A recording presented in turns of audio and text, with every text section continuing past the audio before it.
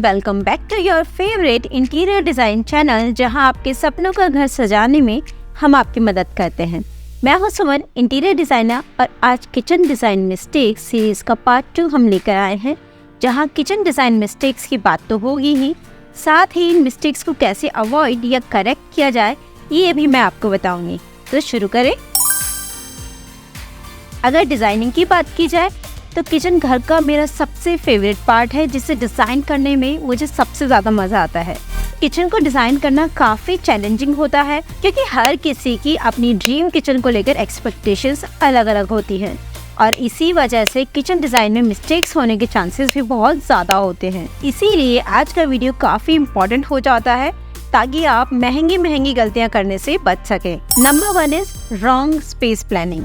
जब हम kitchen design करते हैं, सबसे पहला काम जो हम करते हैं, जिस भी रूम में आप किचन बनाने वाले हैं उसका मेजरमेंट्स लेना। उसके बाद एक फ्लोर लेआउट बनता है, उस स्पेस को कैसे मैक्सिमम यूज किया जाए और कैसे प्रैक्टिकली उसे एफिशिएंट बनाया जाए ताकि आपको काम करने में आसानी हो, इस हिसाब से किचन की स्पेस प्लानिंग की जाती है। यहाँ तक सब ठीक है, बट हम गलती कहाँ करते हैं कि जो स्पेस हम छोड़ते हैं काउंटर टू काउंटर, वो अप्रोप्रिएट नहीं होता। दरवाजे की साइज कम होती है, विंडो गलत जगह बनी होती है, या ज़रूरत से ज़्यादा बड़ी विंडो होती है, जिसकी वजह से स्टोरेज स्पेस कम मिलती है। किचन का दरवाज़ा एटलीस्ट 32 इंचेस का होना चाहिए। किचन का वॉकिंग एरिया एटलीस्ट 36 इंचेस का होना चाहिए। फ्रिज, स्टोव और सिंक के सामने अगर सिंगल पर्सन काम कर रहा है तो 42 इंचेस, और अगर 2 जन काम कर रहे हैं तो एटलीस्ट 48 इंचेस की जगह होनी चाहिए। एक छोटे किचन में भी एटलीस्ट 10 फीट से 12 फीट का यूजेबल काउंटर टॉप स्पेस आपको मिलना ही चाहिए। लोअर कैबिनेट्स की डेप्थ 24 इंचेस जरूर रखनी है। काउंटर से अपर कैबिनेट के बीच की जगह एटलीस्ट 2 फीट रखनी है। अपर कैबिनेट्स की डेप्थ 12 इंचेस टू 13 इंचेस रख सकते हैं। सिंक आपको काउंटर के एज पे बिल्कुल नहीं बनाना है। सिंक के दोनों साइड 18 इंच से 24 इंच की जगह जरूर होनी चाहिए, ताकि आप बर्तन धोने के बाद वहाँ रख सकें। फ्रिज के साइड में भी, स्पेशली जिस साइड से फ्रिज की ओपनिंग होती है, वहाँ एटलीस्ट 15 इंच की जगह होने से फ्रिज के सामान निकाल कर आप वहाँ रख सकते हैं। कुकटॉप के दोनों तरफ 2 फीट से 2.5 फीट की जगह प्रिपरेशन के लिए जरूर होनी चाहिए। आपके पास इससे ज्यादा जगह है देन ग्रेट, बट एक fully functional well design kitchen के लिए इतनी जगह तो मिनिमम होनी ही चाहिए। Number 2, demanding an island in kitchen. आपने इंटरनेट पे कोई आइलैंड किचन देखा, और अब आपको अपनी ड्रीम किचन के एग्जैक्टली सेंटर में एक आइलैंड चाहिए। आइलैंड्स डेफिनेटली किचन में प्रिपरेशन एरिया और स्टोरेज स्पेस दोनों को बढ़ाता है। अगर आपका किचन बड़ा है और आपके किचन के सेंटर में आइलैंड रखने की जगह है तो you should definitely go for it.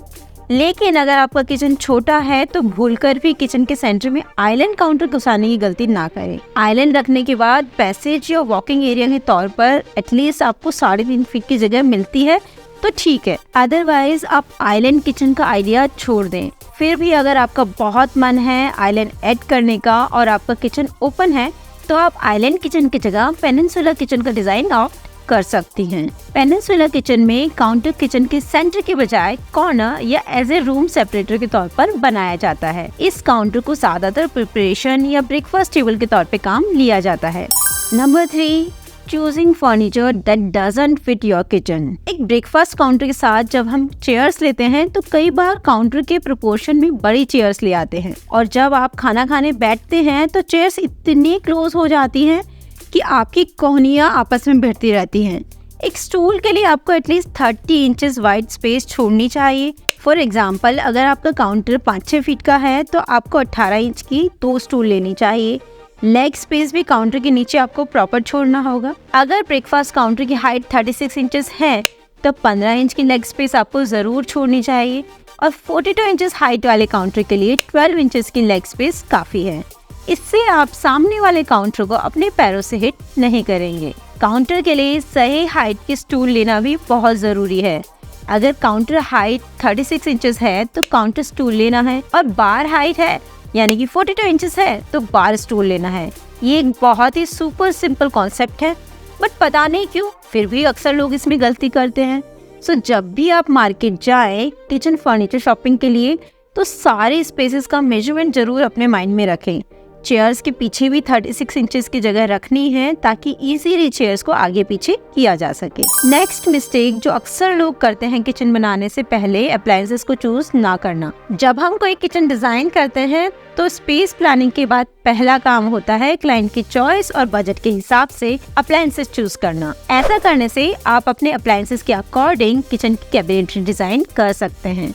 इससे आपको 2 फायदे हैं। पहला, किचन का हर 1 इंच प्रॉपर्ली यूटिलाइज होगा। दूसरा, एक कैबिनेट को क्लीन और कस्टमाइज लुक मिल जाएगा। हम गलती क्या करते हैं कि अप्लायंसेस को चूज करने के काम जो हमें सबसे पहले करना चाहिए वो हम सबसे लास्ट में करते हैं और बाद में पता चलता है कि कुछ फिट ही नहीं हो रहा है। Next mistake is ignoring electrical needs.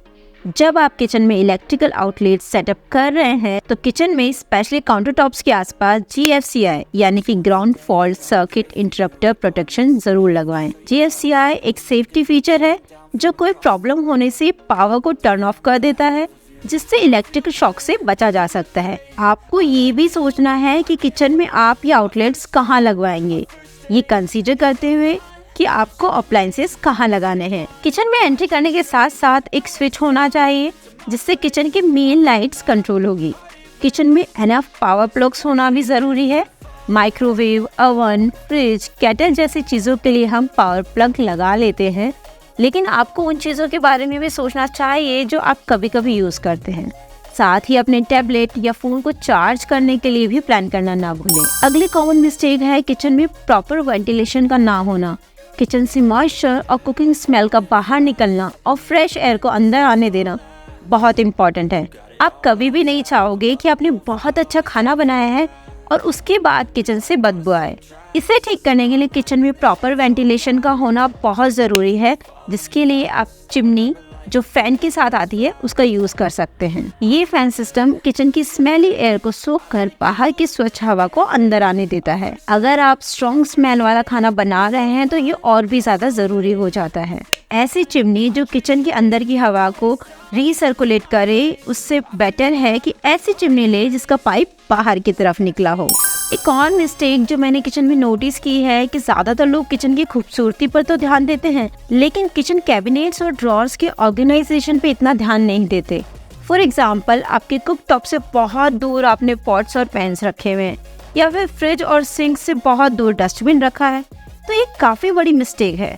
कभी कभी तो सब्जियां धोने के लिए जो सिंक किचन में लगाते हैं वो इतना छोटा होता है कि सब्जियां धोते वक्त सारा पानी ही बाहर फैल जाता है। इन सारी मिस्टेक्स का एक ही सोल्यूशन है कि आप किचन की प्रॉपर प्लानिंग एडवांस में कर लें। बहुत सारी मिस्टेक्स जब किचन बन रहा होता है तब भी होती है। इसका सिंपल सोल्यूशन है कि आप अपने कॉन्ट्रैक्टर से रेगुलर बात करते रहें और चेक करते रहें जैसा किचन आप चाहते हैं वैसा ही बन रहा है। आप और भी ज्यादा परफेक्शन चाहते हैं तो प्रोफेशनल इंटीरियर डिजाइनर को हायर कर सकते हैं। स्टोरेज और कस्टमाइजेशन अगली बहुत ही कॉमन मिस्टेक है कि अपनी किचन की स्टोरेज की जरूरत को हम ठीक से नहीं समझते हैं। हर किसी को किचन में ज्यादा और ज्यादा स्टोरेज चाहिए होती है, चाहे वो कैबिनेट स्पेस हो, ड्रॉअर स्पेस हो या फिर पेंट्री स्पेस हो, लेकिन अक्सर लोग स्टोरेज की जरूरत का गलत अंदाजा लगाते हैं। मैं अपनी क्लाइंट्स को हमेशा कहती हूँ कि जो कुछ भी आपको अपने नए किचन में स्टोर करना है उसकी पूरी इन्वेंट्री आपको लेनी चाहिए। बर्तन हो, कॉफी मशीन हो या फिर किचन क्लोथ्स हो, हर चीज के लिए एक प्रॉपर जगह होनी चाहिए, तभी आप ढंग से किचन प्लान कर रहे हैं। अब इसके लिए ये बिल्कुल भी जरूरी नहीं है कि आपके किचन का साइज बहुत ही बड़ा होना चाहिए। छोटे किचन को भी अगर स्मार्टली प्लान किया जाए तो आपकी जरूरत की सारी चीजें एक छोटे से किचन में भी एडजस्ट की जा सकती है। एक छोटे किचन में चीजों को कैसे फिट किया जाए उसके लिए आप ये वीडियो देख सकते हैं। किचन का डिजाइन, फिनिशेस और हार्डवेयर तो हम चूज करते हैं, बट कैबिनेट्स और ड्रॉर्स के अंदर क्या होगा ये ध्यान देना हम भूल ही जाते हैं। अब तक हमने बात की किचन के प्लानिंग और स्टोरेज से जुड़ी मिस्टेक्स की, लेकिन किचन फंक्शनल होने के साथ साथ खूबसूरत भी तो होना चाहिए।